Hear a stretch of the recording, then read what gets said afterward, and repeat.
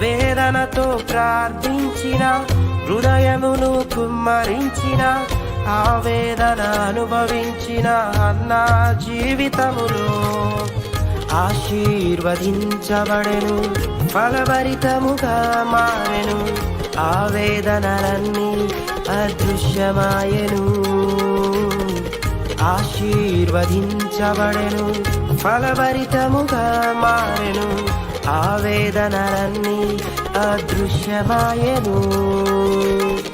యేసయ్య సన్నిధిలో నీవు మోకరిల్లగా, యేసయ్య సన్నిధిలో కన్నీరు విడువగా, యేసయ్య సన్నిధిలో నీవు మోకరిల్లగా, యేసయ్య సన్నిధిలో కన్నీరు విడువగా నీవు రక్షణ పొందెదవు. నీవు